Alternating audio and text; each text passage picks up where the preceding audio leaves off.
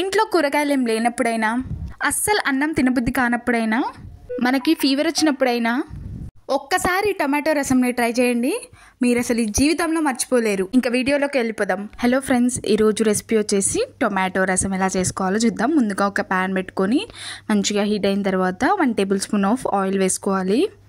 Oil heat అయిన తర్వాత 2 నుంచి 3 మన కారాన్ని తగ్గట్టు ఎండుమిరపకాయలను వేసుకోవాలి. ఈ ఎండుమిరపకాయలని కూడా మంచిగా ఫ్రై చేసుకోవాలి. తర్వాత 1/2 టేబుల్ స్పూన్ దాకా తాలింపు గింజల్ని కూడా వేసుకోవాలి. ఎండుమిరపకాయలని తాలింపు గింజల్ని మంచిగా ఫ్రై చేసుకోవాలి.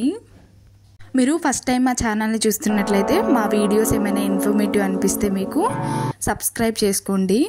ఇప్పుడు మేము ముందుగానే కట్ చేసి పెట్టుకున్న టొమాటోస్, పచ్చిమిర్చి, కరివేపాకుని వేసుకొని మంచిగా కుక్ చేసుకోవాలి. గార్లిక్ ఫ్లేవర్ ఇష్టం ఉన్న వాళ్ళు 2 నుంచి 3 వెల్లుల్లిని తీసుకొని క్రష్ చేసుకొని వేసుకుంటే చాలా ఫ్లేవర్ఫుల్గా ఉంటుంది. అల్లం వెల్లుల్లి పేస్ట్ అనేది ఆప్షనల్, నచ్చితే వేసుకోండి, లేకపోతే లేదు. కొంచెం వేసుకున్నా చాలు. ఒక 1/2 టేబుల్ స్పూన్ దాకా వేసుకుంటున్నాము. తర్వాత ఒక 1/2 టేబుల్ స్పూన్ సాల్ట్ వేసుకుంటున్నాము. తర్వాత మంచిగా మగ్గించుకోవాలి. టొమాటోస్ అంతా మగ్గిపోవాలి.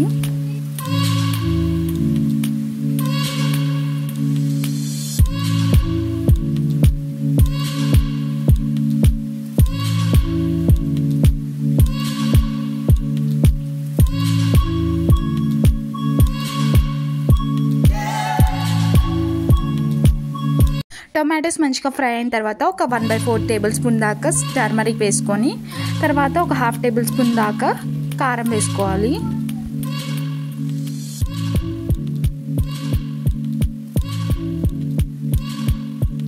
ఒక కప్ దాకా వాటర్ యాడ్ చేసుకోవాలి. వాటర్ యాడ్ చేసుకొని మంచిగా బాయిల్ చేసుకుందాం. 4 to 5 మినిట్స్ దాకా మంచిగా బాయిల్ చేసుకోవాలి. ఈ టొమాటో రసం టేస్ట్ అయితే చాలా బాగుంటుంది.